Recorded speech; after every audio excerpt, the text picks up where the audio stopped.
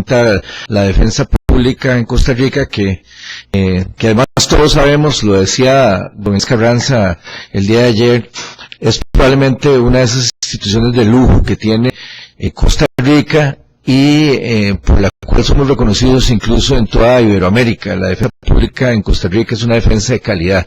Cuando uno va a cualquier otro de los países de Iberoamérica, incluyendo España, y va a países incluso anglosajones, nunca encontramos una defensa de tanta calidad como la defensa pública de Costa Rica. Así que es un lujo tener a una institución de la calidad de la defensa pública que tenemos, y por supuesto es un lujo tener también aquí a un Milton que representa a esa institución y a la fase de flagrancia también probablemente.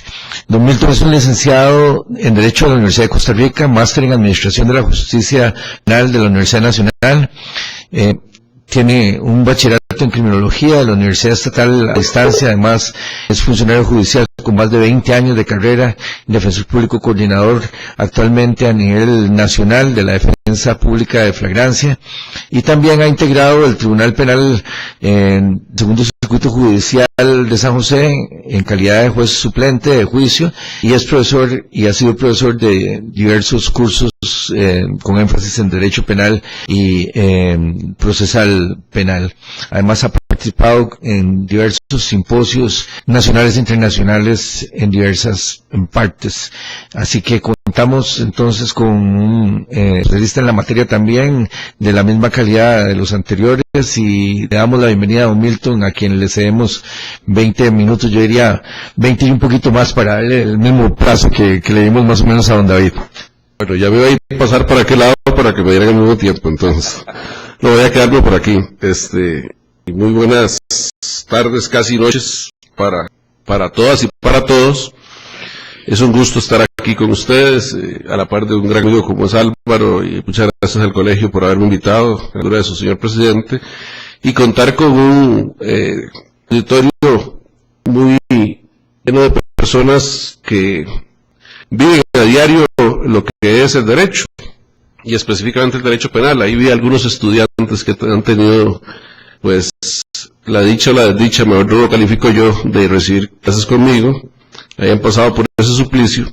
Entonces, pues me alegra verlos a ver, y a un montón de colegas, defensores, fiscales, jueces. Les reitero mi agradecimiento a todos.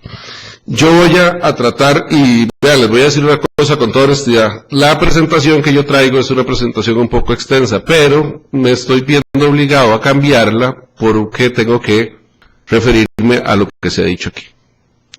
Definitivamente tengo que hacerlo, y porque les voy a ser también muy honestos, estoy como cuando uno era chiquillo y jugaba basquetbol, en esas mejengas que jugaban uno contra uno, pero me siento como estoy jugando yo solo contra tres. Entonces, por ahí me la voy a jugar a ver si puedo encestar alguna bola. Está bien, contra dos, está bien, pero a ver si encesto alguna de las bolas. ¿Por qué digo esto? Porque yo no creo que el procedimiento de flagrancia riña en algunos aspectos con el debido proceso. Estoy absolutamente convencido que así es. Y les voy a plantear por qué creo eso. Y por lo tanto, entonces, no voy a seguir la presentación que tenía. Si alguno la quiere, con mucho gusto se la doy, unos votos, hay un poco de historia, hay un poco de aspectos importantes en cuanto al debido proceso y la relación, pero es que me parece mucho más enriquecedor que me refiera a algunos aspectos prácticos que se discutieron aquí, que irme por esa vía que me parece que sería muy tangencial. Lo primero, y sí quiero reafirmar esto, es que el procedimiento que se pueda utilizar no es ninguna novedad. Este procedimiento que se utiliza para tramitar algunas causas con mayor celeridad, ya lo dijo don David, pero yo quiero que quede eso clarísimo, que no se descubrió el agua tibia con promulgar esa ley, que es una ley que se promulgó, y es otra cosa que tal vez la gente tiene que tener claro, se promulgó a contrapelo de las recomendaciones que dio Corte. O sea, aquí podemos decir que esa ley es una ley absolutamente garantista, por dicha que yo no utilicé la mala palabra, sino que la dijo David primero, ¿verdad? Porque a veces es como mala palabra decir que uno es garantista. Por supuesto que es garantista dentro del aspecto de la defensa pública, y toda la defensa pública lo es. y así debería ser dentro de nuestra Corte Suprema de Justicia y dentro del proceso penal sobre todo. Pero la Corte remitió una serie de observaciones en contra de la ley que se aprobó y que se está utilizando como procedimiento expedito de flagrancia. Pero nuestros diputados dieron oídos sordos a esas recomendaciones. Tendríamos que partir de por lo menos 5 o 6 premisas para poder yo definir por qué digo que sí hay una violación del debido proceso y quedarme en relación con el tema específico de esta jornada del día de hoy. Lo primero que tenemos que tener clarísimo, y sé que ustedes lo quieren, me permiten nada más repetirlo, y sobre todo con el fuste de profesionales en derecho que tengo acá, pues tal vez sea muy reiterado, pero es necesario decirlo como una base conceptual para seguir conversando con ustedes. No hay ningún sistema penal en el mundo que pueda abarcar todas aquellas acciones que se consideren como delito.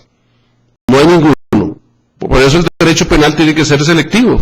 El proceso penal tiene que ser selectivo y escoger qué es lo que se quiere perseguir y por qué es que se quiere perseguir. Otro aspecto que, digo con acentuado respeto, tenemos que tener claro aquí, es que la política criminal de un país, y de Costa Rica por supuesto, no la define el Ministerio Público. Eso no es así, a pesar de que aquí se manifestó eso. La política criminal de un país la define claramente sus legisladores, por base en su ley. Sean malas o buenas, como estoy diciendo que hay algunas malas, pero es el legislador el que define la política criminal. Lo que sí define el Ministerio Público es la política de persecución penal. Hasta ahí está bien para, por lo menos, marcar la cancha, ¿verdad? Porque si no, entonces tendríamos que entender que el Ministerio Público va a decir cuáles delitos persigue, cuáles no, o qué cosa es delito y qué cosa no es delito. Y eso no es correcto. Entonces, partiendo de esas dos premisas, tenemos que hablar de otra también, que si se busca celeridad en un proceso para atender a algún tipo de causas, esos procesos más céleres no pueden ser un sinónimo de festinar las garantías de las partes. Y vean que estoy diciendo las garantías de las partes, no quiero que me entierren en caja blanca. Por supuesto que yo estoy decididamente en lucha permanente por el respeto de los derechos de las personas acusadas, de los ciudadanos acusados, seres humanos acusados. Pero también el procedimiento, cuando se atropella, muchas veces daña los derechos de las víctimas. Y lo he visto todos los días, sobre todo cuando por ejemplo, se niega la posibilidad de una medida alterna, porque una persona no tiene un estatus migratorio legal dentro de un país. O cuando, por ejemplo, se exige una serie de condiciones dentro de las que no se tomó en cuenta, por ejemplo, la posición de la víctima en algún tipo de delitos. Y eso se da todos los días y lo vemos todos los días. Específicamente porque en muchos casos, en San José y acentuado en provincia, el Ministerio Público se ha convertido en un órgano inflexible en muchos de los aspectos que estamos discutiendo dentro de los casos de flagrancia. Tampoco se puede restringir el derecho a las partes porque sea un procedimiento expedito. Y algo que, aunque parezca una verdad de perogrullo, muchas veces parece que no se entiende. El resto de las hojas del Código Procesal Penal no las arrancaron, no se ha derogado. O sea, el Código Procesal Penal en todas las otras normas, que son complementarias al procedimiento expedito de flagrancia, se puede aplicar. O sea, a mí no entiendo cómo un juez de la República en algún momento me dijo que no podía dictarse un sobreseimiento de flagrancia, porque solo los casos que llegaban a flagrancia tenían que definirse como una condenatoria o una absolutoria si es que llegaban a juicio. Por Dios, esas páginas del código no las han arrancado, y esa parte de la ley procesal existe. Y por otra parte, dentro de esas hojas que yo rescato que no arrancaron, existe el criterio de oportunidad reglado. El criterio de oportunidad reglado no se ha eliminado. Eso a pesar de que aquí se nos vino a decir que bueno, que como es el Ministerio Público el que define, yo rectifico la política de persecución penal, entonces el Ministerio Público define si se tiene que llevar a juicio a un señor o a una señora porque se hurtó 2 latas de atún. Por Dios, para esos casos es que se creó el criterio de oportunidad por delitos de bagatela, los delitos de mínima lesión al bien jurídico tutelado. Para eso existe esa norma y nadie la ha derogado, ahí está. Si el Ministerio Público no la quiere aplicar, entonces que lo diga así tal cual. No la queremos aplicar, queremos perseguir hasta el que se roba un alfiler, o el que se hurta un alfiler. Pero que lo diga así, sin ambajes, no tratando de escudarse en que es una política de persecución. ¿Por qué digo yo esto? Porque probablemente el Ministerio Público y la figura de don Jorge Chavarría, que es nuestro fiscal general, pues no creo que quiera ese costo en relación con una publicidad que se dé, en el sentido de que estuve en un juicio hace poco yo, en el que se les hurtó unas latas de atún a Walmart, perdonen que diga el negocio, pero tengo que decirlo porque es una empresa transnacional. El daño a la empresa eran de 11.300 colones, más sin embargo, las latas se recuperaron todas, porque no dejaron salir a la persona del lugar. Se permitió que se aplicaran medidas alternas, era una persona sin antecedentes penales y se obligó a ir a juicio. El juicio duró un día y resto.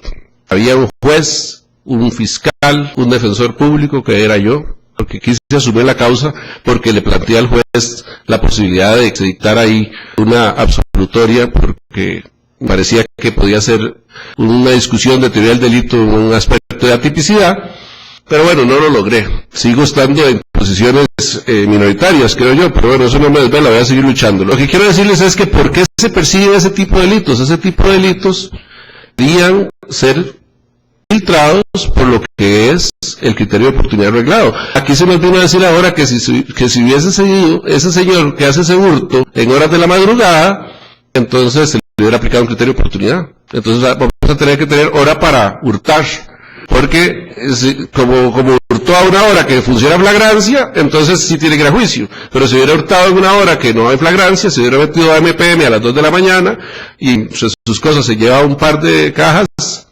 entonces le aplican un criterio de oportunidad. Entonces en eso tenemos que ser congruentes, ¿no? Y me parece que esos son los aspectos que deslegitiman la persecución penal muchas veces. Yo quiero decirles que el procedimiento que se aplica actualmente no era necesario aprobarlo por ley. Y les voy a decir por qué. En el 2008 yo tuve la oportunidad de comenzar con don David. Don David era el coordinador desde esa época, y con algunas otras personas, de comenzar a aplicar un procedimiento para atender con celeridad los delitos que se podían atender con celeridad. ¿Por qué? Porque ya dijimos que eso no es ninguna novedad, que en los tiempos de la citación directa, que yo creo que nosotros tres, y la compañera es mucho más joven, eso sí, pero nosotros tres sí tuvimos que jugarnos la caso de citación directa. Entonces, yo vengo de la federación interesante en el sentido de que me tocó jugar con el Código de Procedimientos Penales y después la época de transición al procesal penal, toda esa época de ajuste que no dejó de ser traumática, ¿no? Para todos, para jueces, para fiscales, para defensores, pero bueno, esa época la vi. Entonces, les puedo decir que antes los casos de citación directa, como dijo don David, se resolvían en tiempo razonable. Que un tiempo razonable no son 24 horas, y ahora les voy a explicar por qué también, o por lo menos creo yo eso, ¿verdad? El punto es que en el 2008 la Corte estableció por vía de un acuerdo un procedimiento que atendía los casos de flagrancia. Existía la audiencia preliminar, existía un juez penal que era el que tenía que disponer si el asunto era flagrancia o no, el que discutía la competencia.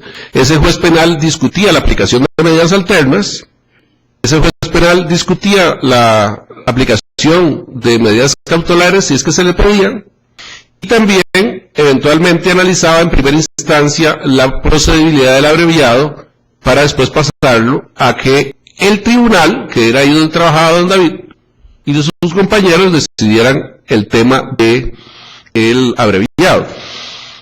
Entonces, en ese caso sí se podía presentar apelación cuando se aplicaba la prisión preventiva, pero ojo, también cuando no se le daba la prisión preventiva. O sea, en este momento, y eso yo creo que ha sido como un consenso de los panelistas que tenemos, perfectamente un juez de la República, otra vez no me entierren en caja blanca, podría ser que un juez de la República no quiera darle prisión preventiva a un imputado en flagrancia, y entonces el fiscal puede apelar para pedir que otro juez revise y que esa persona sí merecía quedar presa. pero en este momento no se puede hacer. Antes se podía hacer, en el 2008, cuando comenzó, antes de la promulgación de la ley, sí se podía hacer. Entonces ahí sí se garantizaba un verdadero derecho de defensa, ahí sí se garantizaba un verdadero derecho al recurso, a la recurribilidad de ciertas soluciones que por su magnitud afectan derechos fundamentales. ¿Y cuál derecho fundamental más preciado que libertad? Por ahí alguien me dirá la vida, pero vean que yo he escuchado gente que tiene 50 años encima de una condena y que prefieren estar muertos. Entonces a veces la libertad es mal sopesada como un principio fundamental y un derecho fundamental, y entonces sí debe existir la posibilidad de recurrir. Con esa, digamos que híbrido, que permitía la ley y que no era ilegal, se estaban tramitando los casos en flagrancia. Lo que pasa es que tuvimos nada más unos cuantos meses, y desgraciadamente yo creo que el deceso de ese proceso de flagrancia se dio por éxito, o sea, morimos por una enfermedad que se llama éxito. Como el asunto se estaba tramitando bien, como habían causas que se estaban tramitando en forma rápida, entonces los legisladores le pusieron el ojo y quisieron sacar una ley que el asunto no fuera solo de la Corte y que también los políticos tuvieran alguna interferencia. Otra vez, cuando los políticos meten la mano en la formulación de la política criminal y sobre todo de los aspectos procesales, en muchas ocasiones se cometen errores. En esos pocos meses que pudimos trabajar, que fue de abril a octubre del 2008, el procedimiento fue abiertamente exitoso. Sin embargo, la ley llegó y que de un plumazo eliminó al juez penal, dijo que solo había un tribunal, dijo que no era necesario apelar. No dijo eso, ¿verdad? Yo estoy siendo benevolente. Para mí se les fue, porque ni siquiera mencionan que hay derecho a recurrir. O sea, como eso fue un remiendo, y eso fue traer normas de aquí para acá, entonces ni siquiera se les ocurrió, creo yo, que había posibilidades de que alguien tuviese la intención de apelar si lo mandaban 15 días a la cárcel. Entonces no se formuló el procedimiento de apelación, o los recursos en general para las medidas cautelares no se establecieron, no se redactaron. Y al eliminar la intervención del juez penal, entonces se quedó solo un juez ahí, un tribunal superior, por llamarlo de esa forma, tribunal de juicio, para ser más exacto. Y entonces yo no estoy de acuerdo en que sea tan sencillo como que otro juez del mismo bagaje de juez de juicio pueda revisar la medida cautelar. Yo creo que la solución está dada. Lo que pasa es que también que hay muchos defensores públicos, y yo sé que se haga reír cuando les diga esto, ¿verdad? Ya nosotros presentamos los primeros recursos de apelación, la prisión preventiva, pero nos declararon inadmisibles. Se los presentamos al Tribunal de Apelaciones. Porque si hay un tribunal de apelaciones, entonces nosotros tomamos una norma que establece que esa resolución era una resolución recurrible y por lo tanto presentamos los primeros recursos de apelación. Buenos amigos que están ahí me lo dijeron que si yo estaba loco, ¿verdad? Porque los iba a matar, que todos los casos iban a llegar a ser apelaciones de prisión preventiva ahí, que no iban a tener tiempo para atenderlos, porque no es una ficción. En más del 98% de los casos que se ven por flagrancia, el Ministerio Público pide la aplicación de la prisión preventiva. Por las razones que sean, pero lo pide. Sin importar la proporcionalidad, pero lo pide. Porque, como se dijo acá, yo no lo estoy inventando, no importa que sea relatada todo lo que se hurtó, pero si la persona es indigente y no tiene casa, el aspecto de proporcionalidad no lo ven. Lo que ven son los peligros procesales y piden la prisión preventiva. Entonces, sí tendríamos, creo yo, una posibilidad, que es que el Tribunal de Apelaciones se arrogue esa competencia, o que la Corte se la dé, o que se puede interpretar, porque nosotros creemos que la ley de creación del Tribunal de Apelaciones, o la ley de impugnaciones, perdonen que sea libre al decir el nombre de esas leyes que son tan largos, existe la posibilidad de que lo presentemos ahí. Entonces, ¿por qué digo que sí se atenta contra el debido proceso? Porque se inventó una normativa contrapelo de la recomendación de Corte, que Corte sí pedía que hubiese posibilidad de recurrir, Corte sí recomendaba que se mantuviese la dicotomía del juez penal y la del tribunal, y Corte sí señaló que 24 horas era muy poco el plazo, y Corte lo manifestó así en la comisión. Sin embargo, no nos dieron ningún tipo de satisfacciones. En ese sentido, ni siquiera decimos en nuestro país, nos dieron pelota. Entonces, ¿por qué digo que sí violenta el debido proceso? Porque definitivamente no existe la posibilidad de recurrir a ese tipo de resoluciones tan gravosas. En segundo término, y no deja de ser tan importante, muy importante es, no se aplican los criterios de oportunidad en nuestro país, a pesar de que están las normas ahí. Por ser un procedimiento expedito de flagrancia, las pruebas me remito, aquí se dijo, en la vía ordinaria, probablemente en turno, el señor de la orden de atún se iba con un criterio de oportunidad, pero en flagrancia no. Por Dios, eso no atenta al debido proceso, ahí no hay una desigualdad, no se está tratando diferente a un ciudadano, en una vía o en otra. Eso me parece que es clarísimo que atenta el debido proceso. Pero también, y en esto quiero ser muy directo y puntual, nadie me va a convencer a mí nunca, a pesar de que don David lo intentó desde el podio por 10ª vez y no lo logró tampoco, convencerme que una defensa decente se puede elaborar en unas cuantas horas. Miren, hasta por un aspecto de humanidad, el solo hecho de llegar y sentarse con un imputado que está metido en una celda, puede estar bajo los efectos de las drogas o bajo los efectos de una goma terrible que dicen que es peor, para que entienda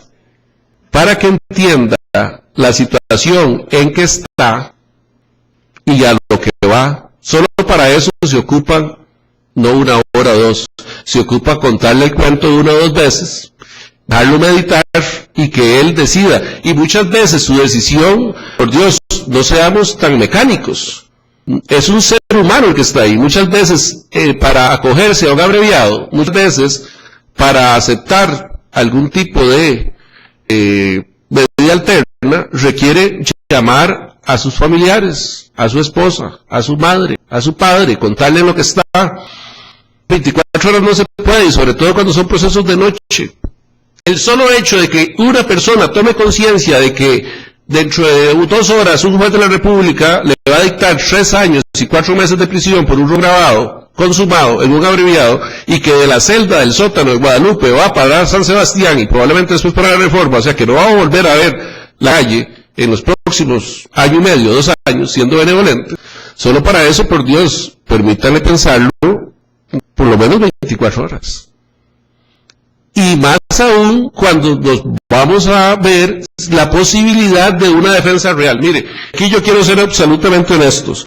El que el defensor esté cuando se recibe la denuncia, cuando se recibe el parte policial y cuando se recibe todo este tipo de elementos de prueba, por Dios, aquí se está tomando como si eso fuera un ejercicio puro de la defensa. ¿No? Ahí estamos porque vamos, pero no tenemos derecho a preguntar, no tenemos derecho a intervenir, no tenemos derecho a participar. Me va a decir, en la vía ordinaria tampoco. Sí, estoy de acuerdo que tampoco, pero en la vía ordinaria tiene más tiempo el defensor para preparar la estrategia de defensa y para revisar, por ejemplo, los elementos de prueba. ¿Por qué no para revisar si el denunciante está diciendo que es verdad lo que está diciendo? Si no será cierto que el denunciante puede estar incluyendo falsedades, o es que todos los que denuncian dicen solo cosas reales. Ejercer la defensa no implica estar ahí sentado.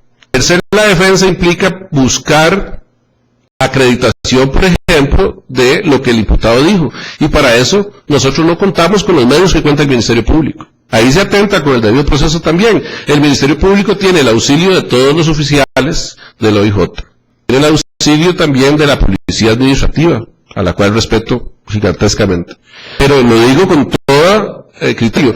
El Ministerio Público llama a la delegación de policía de Acerrí, de Desamparados de Escazú, y le dice, mire, acaba de estar un imputado aquí, me dijo que vive en tal dirección, vayan a ver si es cierto que vive ahí, porque si no es cierto, para pedirle prisión preventiva. Y la policía atiende y va. Nosotros no tenemos la posibilidad de que alguien nos ayude a ir a buscar prueba, a ir a entrevistar a la familia, o a ir a verificar si realmente en esa casa vive, o es que no hay nadie en ese momento cuando van a preguntar, o acreditar por otros medios. Bueno, me van a decir, la defensa pública cuenta con investigadores. Sí, para todo el país tenemos 5 investigadores. Para todo el país y para todas las jurisdicciones, en el sentido de que tienen que investigar ordinario, penal juvenil, penalidad de violencia contra la mujer, todos, ya se me olvidaron, todo lo que vemos nosotros. Entonces, pues, es un recurso muy escuálido. Entonces, ahí también hay un desbalance, porque nosotros nos cuesta mucho preparar la estrategia de defensa, y ya que estamos siendo muy casuísticos, como escuché hace un rato, les voy a contar que un defensor, los que trabajan conmigo, y en una ocasión yo tuvimos que ir en la madrugada a hacer una investigación, a conseguir una factura en una farmacia para ver si era cierto que valía lo que decía el dueño de la farmacia, lo que se habían querido hurtar, o ir a buscar a un testigo, y a veces no vamos porque si no nos pagan ese riesgo, y porque además no somos investigadores. Solo en las películas sale muy bien eso, ¿verdad? Cuando le metamos a eso puede ser que me vaya mal. El tema aquí es que sí existe un desbalance. 24 horas no es un plazo razonable. Yo no estoy pidiendo que nos den 6 meses, por Dios. Estoy pidiendo que nos den un plazo razonable. Y para eso no tiene por qué estar establecido en la ley 24 horas. Ni un día, ni 3, ni 15. ¿Quién es el que puede dar el criterio de un plazo razonable para una investigación? El juez. ¿Okay? Que el defensor le presente al juez qué es lo que él pretende hacer, un bosquejo, por supuesto, y que entonces el juez valore si necesita una semana, si necesita 3 días, o si necesita solo 2 días, o si hay que darle más tiempo. ¿Por qué? Porque aquí es otro punto que lo tocó mi entrañable amigo don David, y que tengo que decirlo. Miren, los derechos no son favores. Es que yo vaya al juez y le diga, mire señor juez, que tengo que investigar, tengo que ir a buscar a un testigo, y entonces el juez diga, no, aunque la ley diga que son 24 horas, yo le voy a dar 3 días, Milton, no se preocupe. ¿Por qué no son favores? Porque el día que ese juez esté enojado conmigo, o le caí mal, o que sea barcelonista y yo gano el Real Madrid, entonces mañana llegue podrido, entonces no me va a dar más que las 24 horas. Entonces los derechos no se mendigan. Los derechos tienen que estar establecidos en nuestra legislación para que el juez entonces diga, bueno, está bien, si yo soy el que tengo que darle un plazo razonable, entonces le voy a dar 3 días. Y si está enojado conmigo y me da un día, entonces que yo tenga derecho a decir que ahí está tentando el derecho de defensa. Pero en este momento, el favor que me haga tengo que agradecérselo. Y nos hacen todos los días, y no solo don David, todos los jueces de flagrancia, todos los días nos parten el carro un poquito adelante para que darnos un paso un poquito. Pero hay otras veces en que no lo hacen y nos cierran la llave y nos dicen son 24 horas y venga, mañana es el juicio hasta ahora. Si entró a las 9, mañana a las 8 de la noche, o mañana a las 5, o mañana a las 9 de la noche es el juicio. ¿Qué poder de respuesta tenemos ahí? ¿Qué tiempo tiene el imputado para introyectar lo que está sucediendo, hasta para plantearnos a nosotros cuál es su estrategia de defensa, hasta para tener claridad lo que él piensa o lo que quiere hacer? Entonces, estos aspectos sí, definitivamente riñen contra el debido proceso. No debe haber un plazo para establecer la estrategia de defensa. El juez es el que debe valorarlo. Tiene que haber el derecho a impugnar ese tipo de medidas. Tiene que aplicarse los criterios de oportunidad, aunque sea flagrancia. No se puede festinar las garantías porque sea un procedimiento expedito. No se puede estar obligando a la gente a aceptar abreviados con la amenaza de que si va a juicio le van a pedir 10 años en vez de 5. Porque eso vicia la voluntad del imputado. Y eso es un mecanismo que se utiliza, desgraciadamente.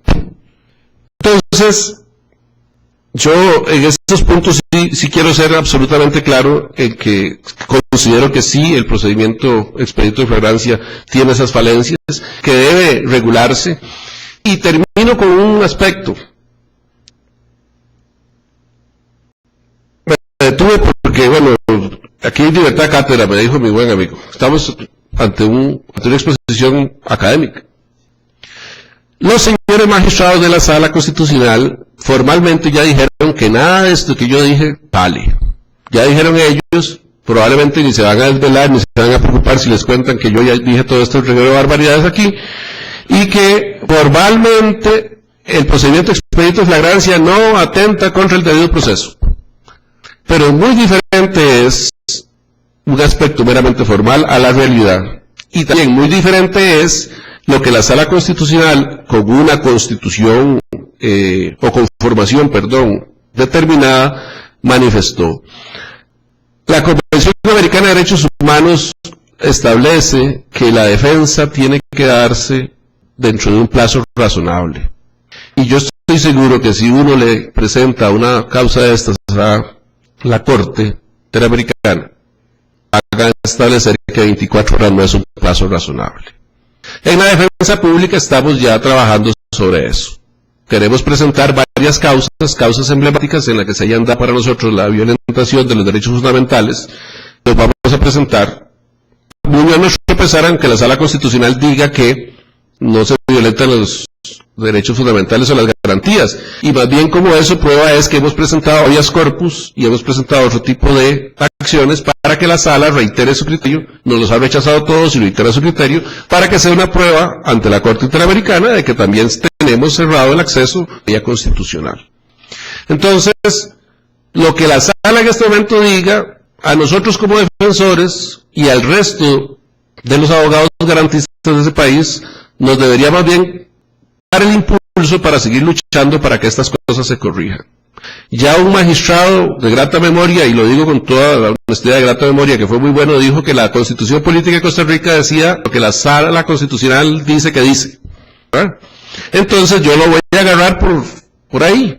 Con otra conformación, perfectamente la Sala Constitucional nos podría dar la razón de que esas 24 horas es inconstitucional, de que tiene que haber derecho a apelar, y los otros aspectos que he discutido. Entonces no vamos a cejar en eso, vamos a seguir esforzándonos, vamos a seguir peleando para que los abreviados no sean la regla, sino la excepción, y vamos a seguir peleando para que los derechos de los ciudadanos, imputados y víctimas, por supuesto que de los dos, sean respetados. Porque la diferencia entre ser víctima y ser ciudadano, simplemente un asunto de ser víctima, y ser imputado, cualquier ciudadano de la República, es un asunto de circunstancias nada más, de amanecer un día en una situación determinada. Por eso nosotros tenemos que tener esa proyección, esa línea. ¿Y por qué queremos que el abreviado sea la excepción y no la regla? Termino con esto, una frase del profesor Zaffaroni de un día de estos, de uno de sus libros y en una de sus conferencias, que dijo que tenemos que luchar porque hace mucho tiempo, o un tiempo reciente más bien, decíamos que las cárceles estaban llenas de presos sin condena. Y sí, porque la prisión preventiva se extendía por mucho tiempo. Pero que ahora, desgraciadamente, con la intronización de una serie de procedimientos que son muy céleres, expeditos y que se violentan, como lo que demostré aquí, los derechos de las personas. Entonces vamos a pasar de tener las cárceles repletas de reos sin condena a las cárceles repletas a tener reos sin juicio. Eso es lo que tenemos que evitar. Muchas gracias. Muchas gracias a don Milton. Yo creo que es no solo rescatable, sino loable también el hecho de que nos rehusemos a dejar de ser críticos, aunque trabajemos para alguna institución en particular. Aquí